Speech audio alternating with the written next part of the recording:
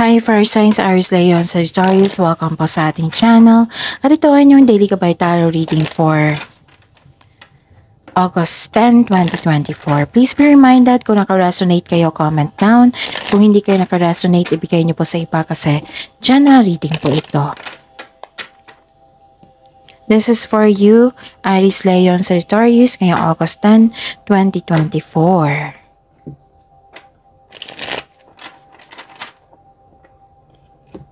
Maraming salamat po sa inyong patuloy na suporta at maraming salamat po sa mga hindi nag-skip ng ads.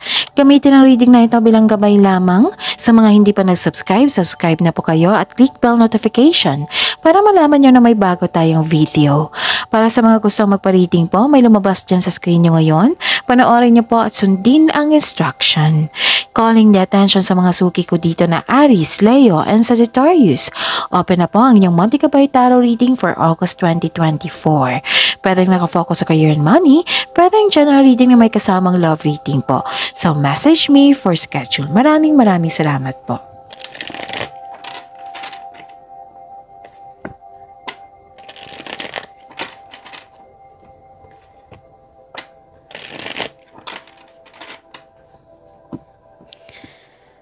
Para po ito sa inyo, Aries, Leo, Sagittarius, August 10, 2024. Spirit's Guide, mga ganap po para kay Aries, Leo, and Sagittarius, August 10, 2024. I need 3 cards po.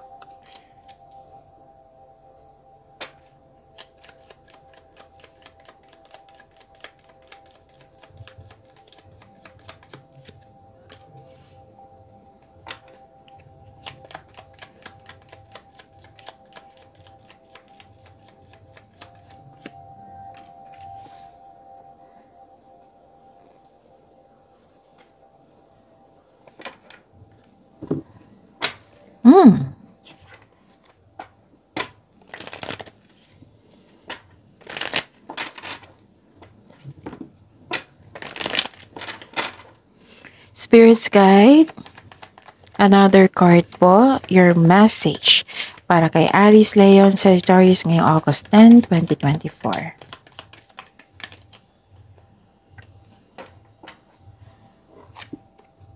Oh, wow. Okay. Aries, Leo, and Sagittarius ngayong August 10, 2024. Wow, ang ganda naman. May nagbigay ng suporta sa inyo. Pwedeng sinamahan ka lang yung favorite person ngayon. Pwedeng kausap mo siya ngayon na ito ay nagbigay ng suporta sa inyo, sinamahan ka niya. Okay, pwedeng may kaibigan, bagong kaibigan kayo ngayon na yung natutuwa ka sa kanya. Ganon. Pwedeng bumili kayo ng pet or na-hire kayo as katiwala, ganon. Tapos nakikita ko rin dito that you are happy. Dalawang card na po nagsabi dito na happy kayo. Kasi may positive outcome, may magandang pagbubunga. Okay? This is good outcome, positive outcome. And this is joy and happiness. So, see? Dalawang card na po nagsabi dito. Claim nyo ito. At mas lumawak yung ambisyon mo sa buhay. Nagkaroon ng time for reflection. Okay? Mataas ang inyong intuition. May sinabi lang dito na mag-ingat kayo sa taong hindi totoo sa inyo. Okay? And ang message po dito, Aries, Leo, Sagittarius. Wow! Success expands in your life. Ang ganda! So, 3 card na po nagsabi dito. Ha? So, claim nyo yan. Aries, Leo, Sagittarius. And a breakthrough is at hand. Wow. Spirit's Guide. Energy po ni Aries, Leo, Sagittarius. Okay. And the clarification of this card po.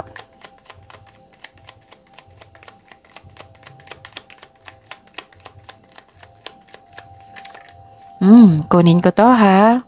Okay. By the way, panoorin niyo po yung last 4 days Gabay Tarot reading niyo. Why?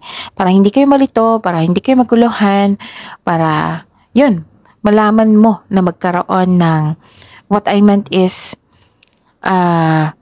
malaman mo yung repeating message, okay? Like for example, napanood nyo ito ngayong August 10, 2024. Panoorin nyo po yung August 9, 8, 7, and 6. Kung may nakita kayo or narinig kayong repeating message, kailangan nyo po iyan bigyan ng atensyon. Kung maaari po, bigyan nyo po ng solusyon at aksyon. Again, calling the attention sa mga suki ko dito na Aries, Leo, and Sagittarius. Open na po ang inyong Monte Cabay Tarot reading for August 2024. Pwedeng nakafocus sa career and money, pwedeng general reading na may kasamang love reading. So, message me for schedule. Maraming salamat po. Maaring ngayon ito or sa nakaraan ito ha, kasi nakita ko dito na masaya na kayo ngayon. Masaya kayo sa mga nangyayari. Okay? Kasi may nakita ko dito na hindi kayo makatulog. Pwedeng sa nakaraan to ha. Okay? Hindi kayo makatulog. Parang balisa. Nagkaroon ng anxiety, pag-alala. Nagkaroon ng paghihinala, dumadalas ang pagkakaroon ng masamang panaginip. So, sabi po ng card dito, oo, kasi stress ka dito eh. Pwede nangyari na ito ha. Kasi nakikita ko dito maganda ang card nyo. Okay? Ang cards nyo. So, ang stress ay isang normal na bahagi sa ating buhay. Ngunit kailangan mo itong labanan sa pamagitan ng pag-unawa, pagtanggap sa isang sitwasyon para ma-process mo ito para magkaroon ng healing. Tapos makatulong daw. Okay. Kaya pala lumabas itong companion, yung may kasama ka. Maaring kausap mo yung favorite person mo kasi siya yung nakatulong sa inyo na makalabas na kayo sa isang, yung nawala yung anxiety nyo, worries nyo. Yes. Oo. So, sa mga hindi pa, nagkaroon pa ng anxiety dito or stress, yun, may binigay dito o na kausap. Okay, kung pwede, kung wala kayong tiwala sa ibang tao, then journal or diary. At higit sa lahat, isumbong mo lahat kay God and hingi kayo ng divine assistance. Isuko nyo lahat. Okay? So, this card tells you to make change. Itong pangyayaring ito, pansamantala lang po at lilipas din po ito. Okay? Kasi kung hayaan mo lang, mawawala ng focus. So, pagsikapan nyo. And don't worry, I believe tapos na ito. Kasi nakita ko dito, yung kampante ka na. Kampante ka na eh. This is creativity. You are busy. May tungkol sa ambisyon, di ba? May sabi dito sa oracle nyo na ambisyon sa buhay mas lumawak, mas lumaki. Oo. Hindi lang kayo ang binigyan ng suporta. Kayo rin. Ugali nyo rin magbigay ng suporta sa kapwa nyo. Very passionate din kayo sa gusto sa buhay. Binibigyan mo lang time and effort yung passion mo. Kaya mong, yes, you are born to be a good leader. Kasi kaya mo dito maging leader eh. So know that you are guided and protected now and always. Very confident and sense of worthiness are elevated po. You are becoming more confident, which will lead to immense personal growth and improvements sa inyong connection sa isang tao. You're feeling powerful and then you're enjoying being recognized sa mga tao dyan. Okay? Spirits Guide, kamusta po ang career and money ni Aries, Leo, and Sagittarius ngayong August 10, 2024?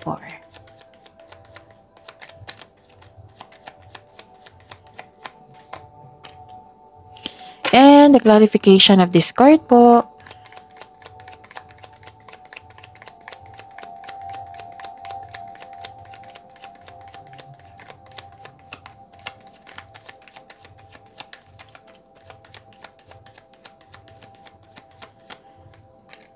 Okay.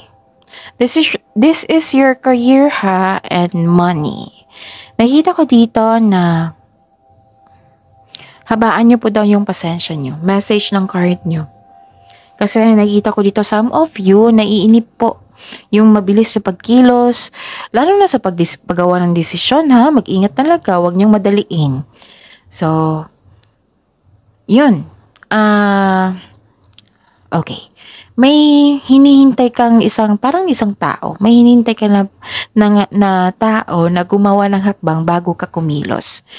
Okay? Yun. kailangan ng konkretong plano dito ha, bago gumawa ng best decision. Kasi kung mamadaliin mo yung mga bagay-bagay dyan, mga gawain dyan, so, yun, mahihirapan ka.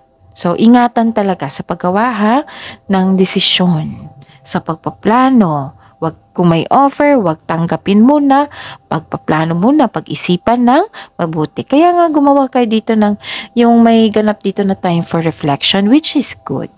Okay? And nakikita ko dito na, okay, lumabas to dalawang card na po nagsabi dito. Nakikita ko dito may nagsiselos sa inyo. Sa career and money to ha, may nagsiselos, naiinggit po. And may concern ka sa isang tao na hindi binavalue ang love, ang trabaho, ang money. May issue sa tao. Okay?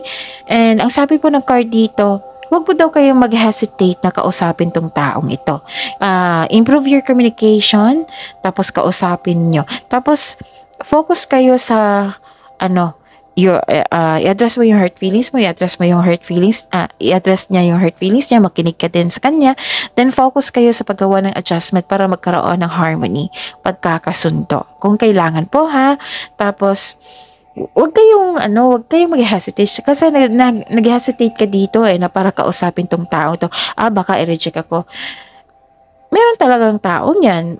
Be ready na lang rin kasi may tao na hindi katulad mo na mabilis mag-process ng emotion. May tao na kikimkimin niya for a month, for a year, 'di ba? So ipagdasal mo instead na kukulitin mo siya. Kung wag kayong matakot sa rejection, kasama na talaga 'yan sa buhay. Yung pagiging judger nila, wag kayong magpa-apekto. Okay? At least kilala mo yung sarili mo. Okay?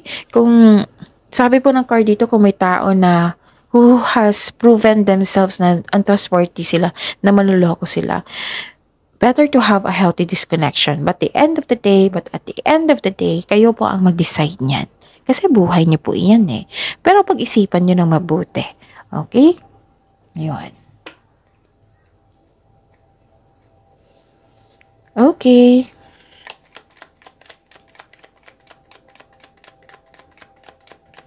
Spirit's Guide, Love Life, Self-Love, Partnership, and Romance ni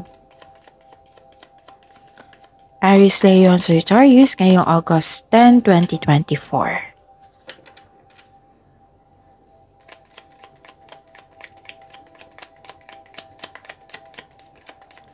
Parang uulan, kasi biglang dumilim.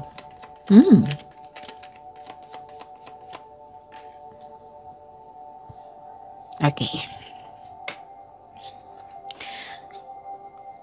Maraming salamat po sa patuloy na tiwala at suporta sa ating channel. Maraming salamat din po sa mga hindi nag-skip ng ads.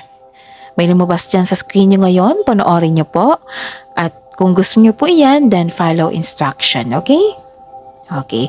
Kamusta ang love life, self-love, partnership, and romance ni Aries, Leo, and Sagittarius? May mensahe po na parating, which is expected nyo po ito.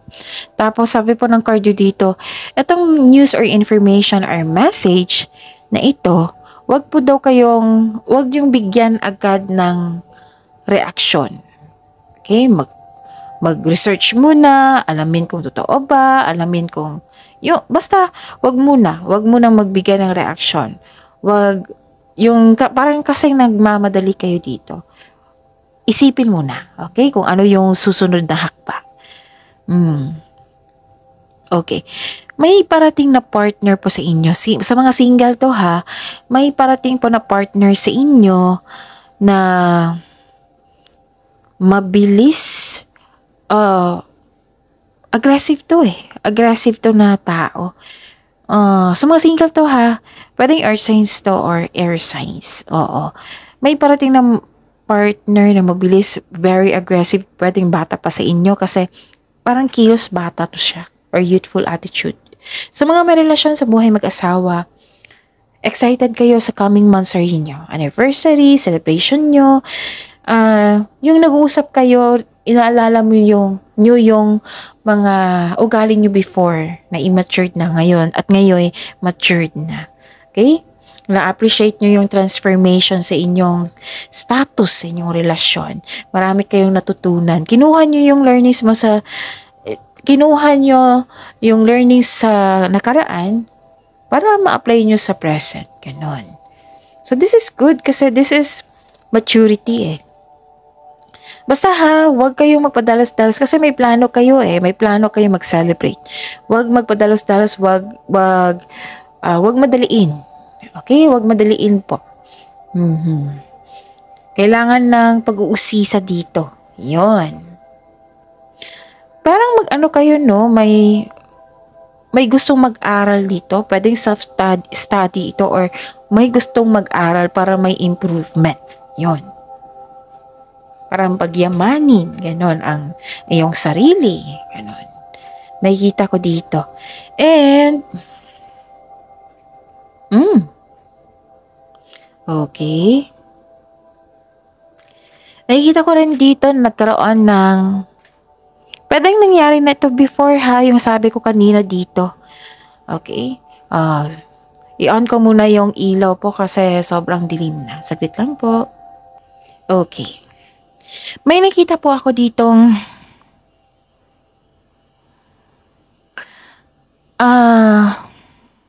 okay.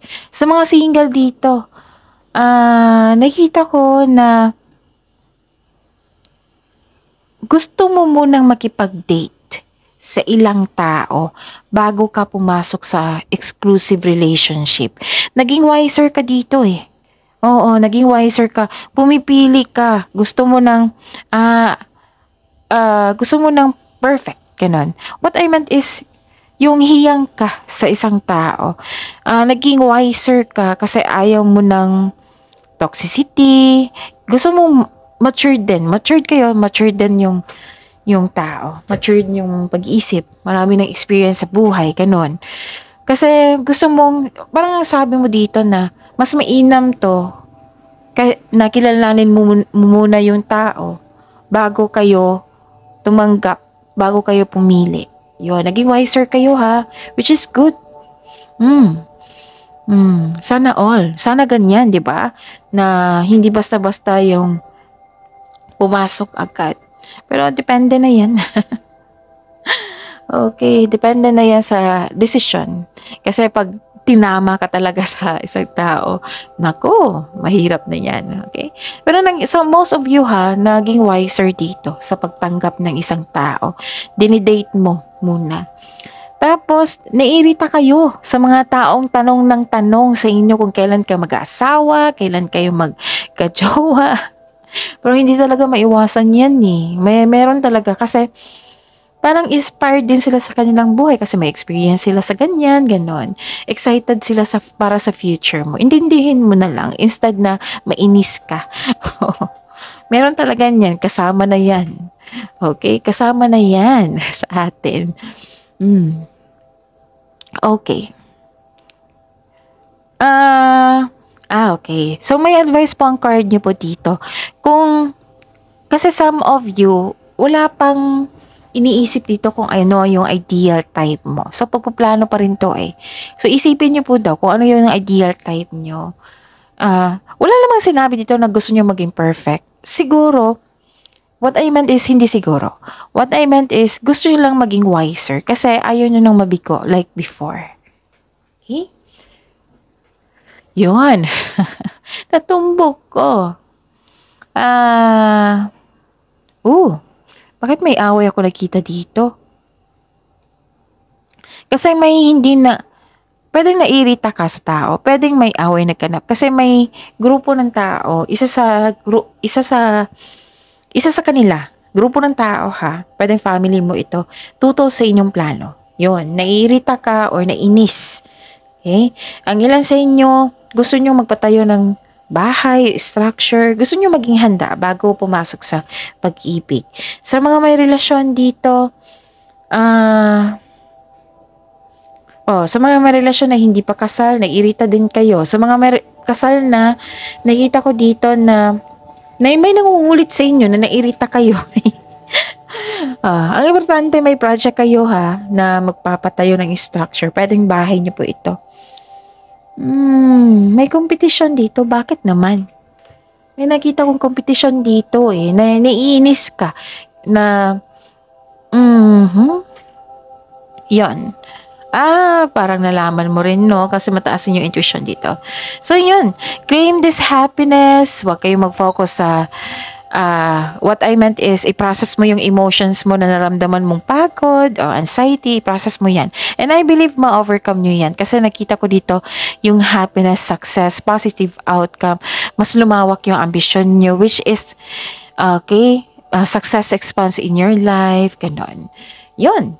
So, see you tomorrow, Aries, Leo, Sagittarius. Please like, subscribe, and click the button for notification para updated po kayo sa daily tarot reading natin.